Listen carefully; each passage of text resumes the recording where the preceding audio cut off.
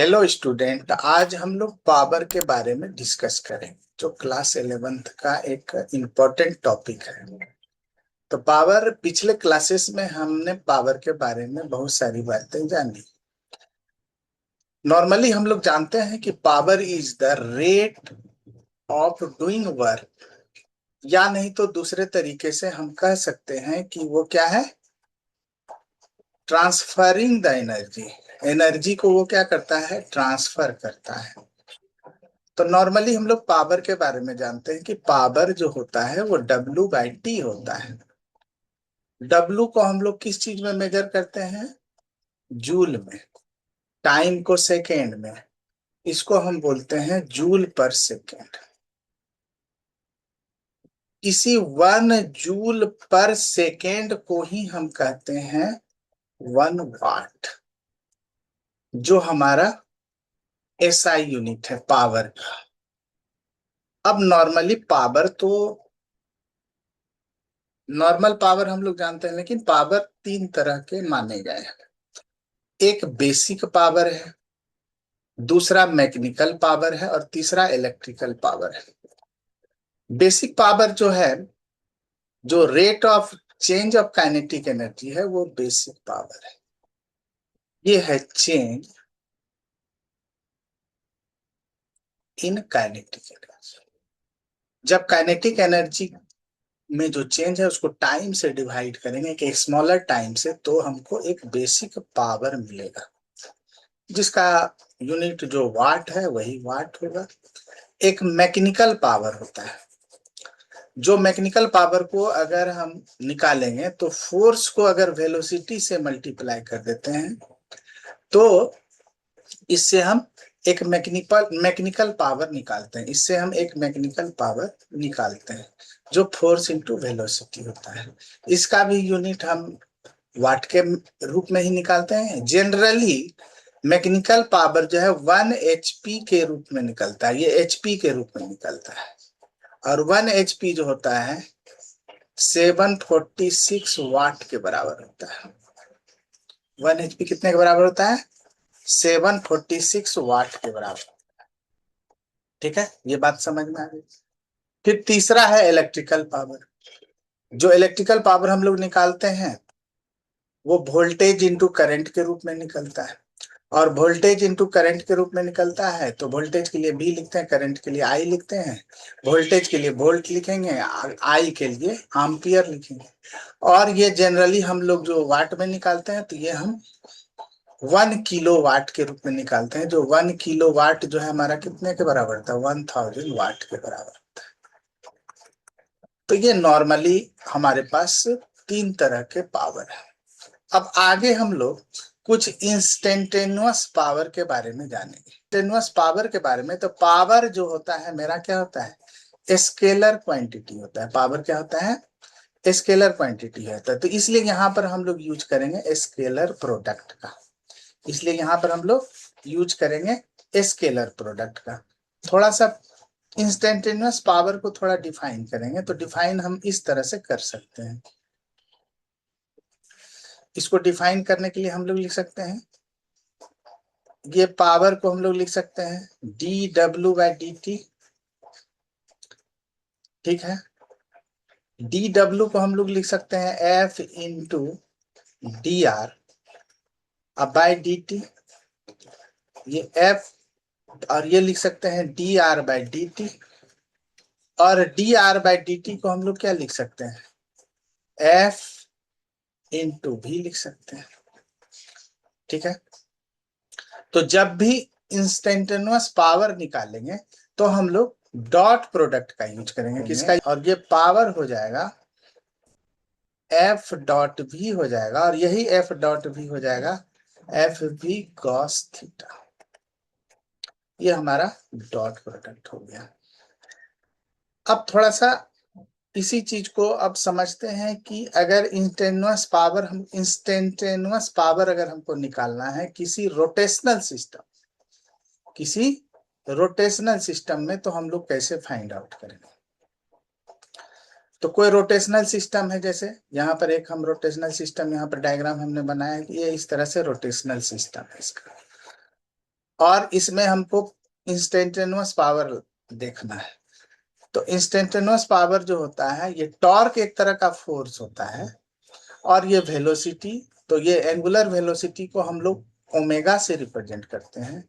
तो यहां पर भी इंस्टेंटेनियस पावर अगर निकालेंगे तो ये क्या हो जाएगा,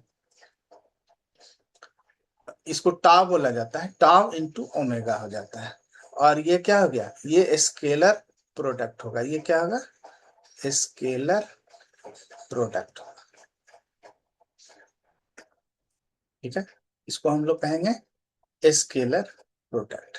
ठीक है, और इसलिए इसका डॉट प्रोडक्ट होगा। तो यहां पर जब भी हम इसको दिखाएंगे इसके पावर को, तो ये पी होगा tau dot omega equal to tau omega cos theta. ठीक है, अब किसी सर्कुलर मोशंस में किसी बॉडी में दो तरह के फोर्स डेवलप होते हैं, जिसको हमने बताया कि सेंट्रीपिटल फोर्स, जो अंदर की ओर फोर्स लगता है उसको सेंट्रीपिटल कहते हैं, और जो बाहर की ओर फोर्स लगता है उसको सेंट्रीफ्यूगल फोर्स कहते हैं। तो यहाँ पर एक चीज और जानने की बात है कि सेंट्रीपिटल और सेंट्रीफ्यूगल फोर्स दोनों जो है अपोजिट फोर्स होता है। तो अब दोनों का जो है, अगर हम दोनों को निकालेंगे तो वो निकलता है हमारा mv² बाय r। ये दोनों ही बोथ है द सेम मैग्नीट्यूड, दोनों का मैग्नीट्यूड सेम होता है, बट अपोजिट डायरेक्शन में, एक अंदर की ओर होता है एक बाहर की ओर। तो ये दोनों का मैग्नीट्यूड क्या होगा, mv² बाय r। ये हो गया सेंट्रीफ्यूगल,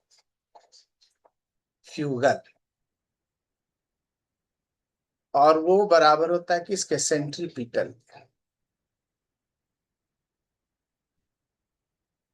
ये दोनों फोर्स जो है ये दोनों बराबर, सेंट्रीफ्यूगल और सेंट्रीपिटल।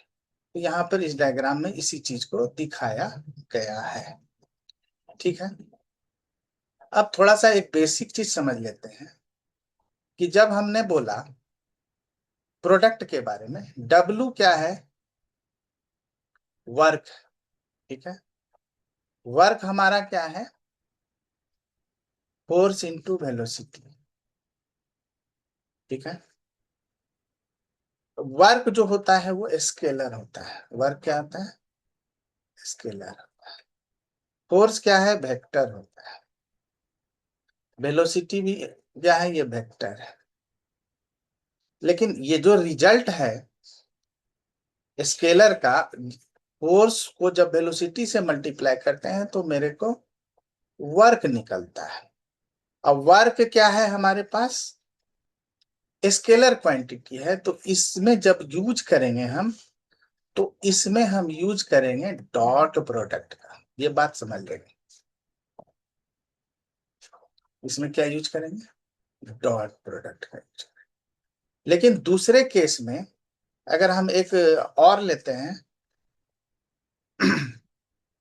अगर टॉर्क की बात करें, किसकी बात करें, टॉर्क, टॉर्क। ठीक है, टॉर्क जो होता है फोर्स इनटू पोजीशन वेक्टर होता है। क्या होता है, पोजीशन वेक्टर। टॉर्क मेरा क्या है, वेक्टर है।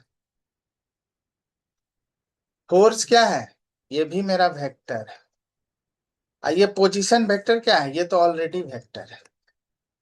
तो यहां पर हम लोग इस टॉर्क के हिसाब से यूज करेंगे, और जब भी हम कोई कैलकुलेशन करेंगे तो यहाँ पर हम लोग वेक्टर प्रोडक्ट करेंगे, जिसको हम लोग क्रॉस प्रोडक्ट करते हैं, जिसको हम लोग क्रॉस प्रोडक्ट करते हैं।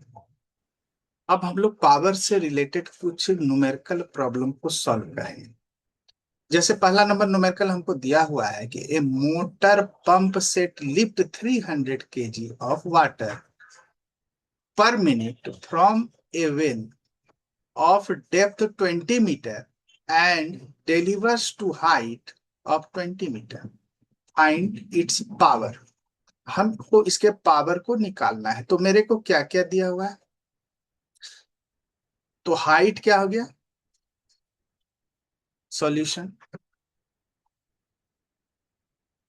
40 मीटर जो है हो जाएगा 20 मीटर वेल का हो गया, और 20 मीटर ऊपर जा रहा है, तो टोटल हाइट कितना हो गया 40 मीटर। उसके बाद मास हमको कितना दिया हुआ है, 300 kg दिया हुआ है। उसके बाद हमको टाइम कितना दिया हुआ है, क्वेश्चन में हमको दिया हुआ है कि 300 kg वाटर पर मिनट, तो टाइम कितना दिया हुआ है 1 मिनट दिया है, मतलब 60 सेकेंड। अगर कोई चीज को ऊपर लिफ्ट कराया जाता है तो वहां पर पोटेंशियल एनर्जी की बात होती है। किसकी बात होती है, पोटेंशियल एनर्जी की बात होती है। तो ये जो है पोटेंशियल एनर्जी हो जाएगा किसका, डब्ल्यू पंप का। वो क्या हो जाएगा, एम हो जाएगा, जी हो जाएगा और एच हो जाएगा। एम हमारा क्या है 300 है, और यहाँ जी जो है यूज करने के लिए बोला गया है 10, यहाँ 10 यूज करेंगे। और हाइट हमारा कितना हो गया 40 हो गया। तो इससे हमको वर्क डन निकल गया पंप का। तो हमको कैलकुलेट करने के लिए क्या कहा गया है, पावर। तो power equal to W pump, और उसको किससे डिवाइड कर देंगे, टाइम से। तो ये 30 हो गया, 300 हो गया, 10 हो गया और 40 हो गया। इसको 60 से डिवाइड कर, ये 5 टाइम्स चला जाएगा, टोटल हो जाएगा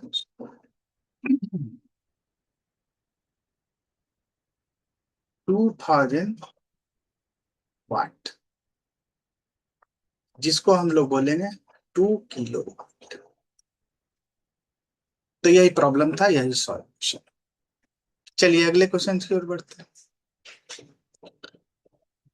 अगले क्वेश्चन में हमको दिया हुआ है कि ए फोर्स जो है 2i+3j+4k and displacement s equal to 3i+4j+5k and time दिया हुआ है 4 सेकेंड, फाइंड द पावर। इसमें भी हमको क्या निकालना है, पावर को फाइंड आउट करना है। क्वेश्चन है, सॉल्यूशन है मेरा। तो पावर को फाइंड आउट करने के लिए हमको क्या मालूम करना पड़ेगा, पावर जो होता है क्या होता है, W/T होता है। तो इससे W पहले पता करना पड़ेगा, और W निकालने के लिए हम लोग क्या करेंगे कि मेरे पास जो फोर्स दिया हुआ है और मेरे पास जो डिस्प्लेसमेंट है, तो यहां पर हम लोग देखेंगे कि W जो है वर्क डन जो है, यहां पर वर्क डन मेरा क्या है, स्केलर क्वांटिटी है, इसलिए स्केलर प्रोडक्ट होगा। इसका मतलब क्या होगा, फोर्स का डॉट प्रोडक्ट होगा किसके साथ, डिस्प्लेसमेंट के साथ। तो फोर्स का अब हम लोग डॉट प्रोडक्ट करा देते हैं किसके साथ, डिस्प्लेसमेंट के साथ। तो ये 2i+3j+4k, इसका डॉट प्रोडक्ट हो जाएगा हमारा 3i+4j अब +5k के साथ। 3i 4j 4k, 3i 4j 5k, यहाँ पे 2i 3j+4, ठीक है। तो अब इसका डॉट प्रोडक्ट में हमको क्या पता है कि आई आई के साथ होगा, जे जे के साथ होगा और के साथ होगा, तो सबका 1 होता है। तो ये हो जाएगा 6 हो जाएगा, 3 × 4 12 हो जाएगा, और ये 20 हो जाएगा। तो टोटल अगर हम ऐड कर देंगे तो हमारा आएगा 38। ये 38 जूल आया, ये हमारा क्या आया, वर्क आया। अब मेरे को पावर मालूम करना है, तो पावर क्या होगा, W/T होगा। W हो गया मेरे पास 38, और टाइम हमको कितना दिया हुआ है, टाइम हमको क्वेश्चंस में दिया हुआ है 4 सेकेंड, ये गिवन है। इसको 4 से डिवाइड करेंगे तो मेरा सॉल्यूशंस आएगा 9.5 वाट, ठीक है। क्वेश्चन नंबर 3 की ओर आते हैं। क्वेश्चन नंबर 3 हमारा कहता है कि a car mass 1250 kg is moving at 30 metre per second, it's power 30 kilowatt, while resistive force due to the surface is 750 Newton. What is maximum accelerations can be given in the car? तो क्या maximum एक्सेलरेशंस दिया जाए, कि एक resistive force लगते हुए भी car जो है 30 मीटर पर सेकेंड के हिसाब से मूव करें। चलिए इसका सॉल्यूशंस हम लोग करते हैं। तो सॉल्यूशंस करने से पहले हम लोग इसको लिखेंगे कि मास कितना दिया हुआ है, 1250 kg दिया हुआ है। उसके बाद वेलोसिटी हमको कितना दिया हुआ है, 30 मीटर पर सेकेंड। और एक रेसिस्टिव फोर्स लग रहा है जिसको FR कह दें, वो कितना लग रहा है, 750 न्यूटन लग रहा है। ठीक है, ये इतना हमको दिया हुआ है। तो इस कैलकुलेशंस को करने के लिए तो एक मैक्सिमम पावर लगेगा, ठीक है। और उसमें हमको एक चीज और भी दिया हुआ है क्वेश्चंस में, कि मेरे पास पी नेट भी दिया हुआ है, पी नेट भी दिया हुआ है। इट्स पावर कितना लग रहा है, 30 किलो वाट। ये 30 किलो वाट इसमें पावर हमको लग रहा है। तो अब हमको कितना, तो हम इसको पावर स्पीड को राइज करने के लिए कितना पावर डिलीवर्ट करना पड़ेगा, इसको हमको दिखाने के लिए हम लोग लिखेंगे कि पी मैक्स करने के लिए पी नेट, मेरे पास जो नेट है उसमें से घटा देंगे पी फ्रिक्शनल, फ्रिक्शनल पावर, जो फ्रिक्शनल पावर लग रहा है उसमें से हम लोग घटा देंगे। तो जो रेसिस्टिव फोर्स है वो एक तरह का क्या कर रहा है, फ्रिक्शनल फोर्स को दिखा रहा है। ये रेसिस्टिव इसलिए हम लोग FR बोला गया कि यो रेसिस्टिव फोर्स को दिखा रहा है। तो अब हम लोग क्या लिखेंगे, इसको पी मैक्स को क्या लिखेंगे, तो पावर क्या हो गया, वेलोसिटी को फोर्स से, तो अगर हम इसको एफ मैक्स से मल्टीप्लाई कर दें वेलोसिटी को, अब पी नेट तो हमको दिया ही हुआ है, तो ये 30,000 हो गया, वाट के रूप में चेंज कर दिया। पी फ्रिक्शनल हमको दिखाने के लिए इसमें भी वेलोसिटी होगा, और ये मल्टीप्लाई कर जाएगा FR से। ठीक है, ठीक है, यही इसका कैलकुलेशन। तो एफ मैक्स हम लोग यहां से कैलकुलेट करेंगे। एफ मैक्स वेलोसिटी कितना है, 30 है, ये 30,000 है, इसमें भी वेलोसिटी 30 ही लगेगा। और इसमें कितना इसका रेसिस्टिव फोर्स कितना लग रहा है, जो फ्रिक्शनल है हमारा 750, ये आ जाएगा 30,000 माइनस हो जाएगा 22,500। ठीक है, अभी इसको सॉल्व करेंगे तो ये आ जाएगा 7,500। और ये यहाँ से अगर हम एफ मैक्स लिखेंगे और ये 30 नीचे आ जाएगा, तो इसको काटने के बाद आ जाएगा ये 250 न्यूटन।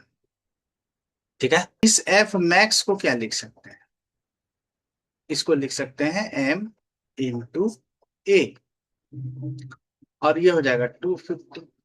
मास मेरे को क्या दिया हुआ है, 1250 इंटू A इक्वल टू 250। इसलिए A इक्वल टू क्या हो जाएगा, 250/1250।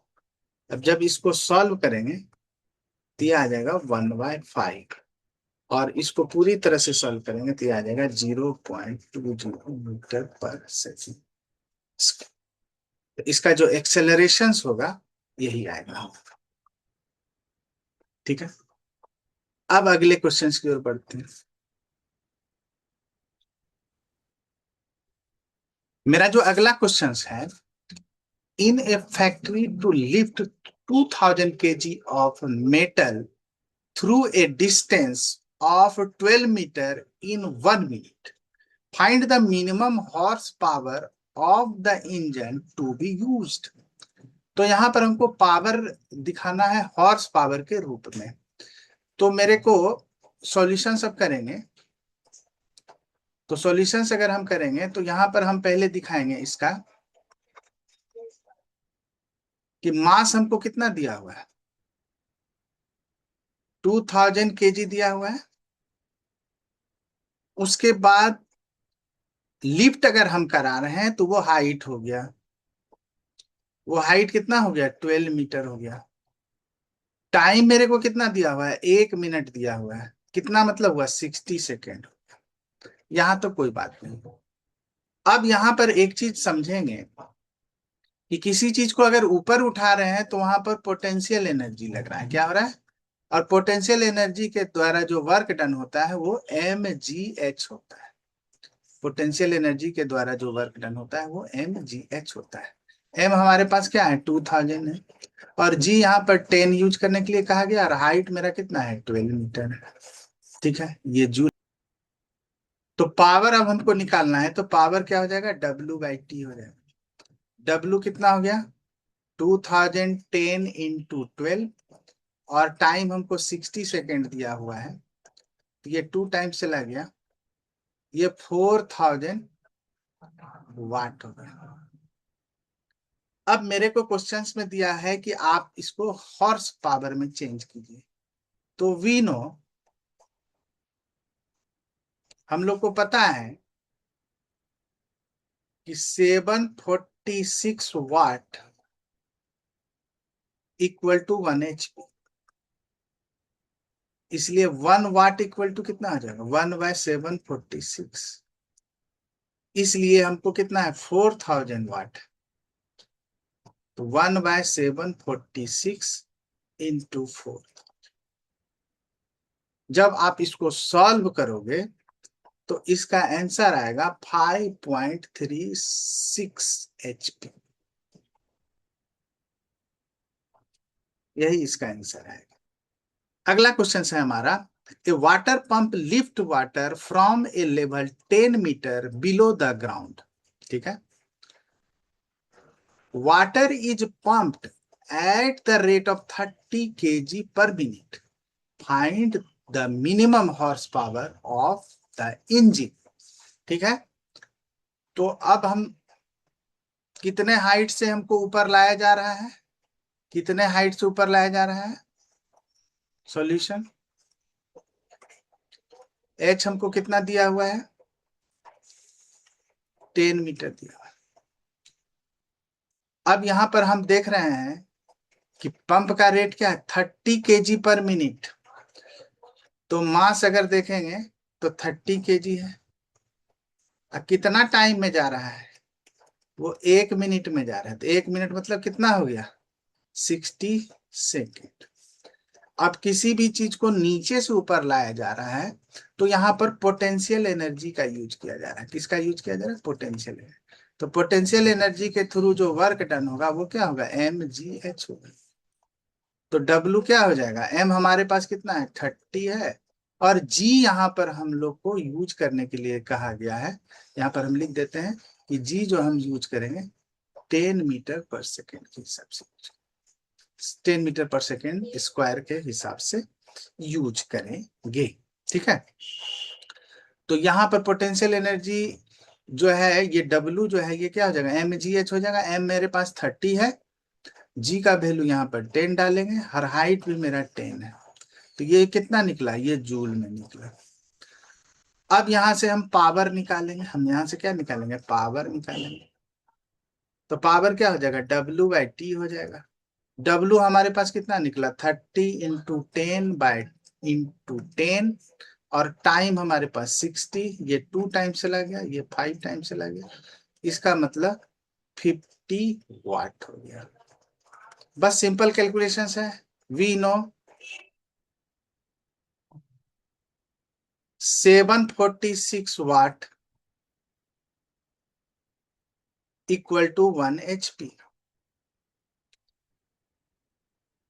इसलिए 50 वाट = क्या आ जाएगा, 1/746 × 50। जब आप इसको सॉल्व करोगे तो इसका आंसर आएगा 0.067 HP। तो ये जो आंसर हमारा आएगा यही आएगा। ठीक है, तो हमसे पूछा गया कि हॉर्स पावर में क्या आंसर आएगा, तो हमारा आंसर यही आएगा। इस तरह से हमने पावर के कुछ प्रॉब्लम को सॉल्व करने की कोशिश की, जो हमारे लिए इम्पोर्टेंट है और ये क्लास 11th में पूछे जाते हैं। और इस पर इन फॉर्मूला का यूज करके आप और भी प्रॉब्लम बनाने की कोशिश करें, जिससे आपको काफी फायदा होगा। और कॉन्सेप्ट के साथ क्वेश्चंस बनाएं, जितना कॉन्सेप्ट के साथ क्वेश्चंस बनाएंगे उतना ही फायदा होगा। अब अगले वीडियो में मिलते हैं अगले किसी टॉपिक पर।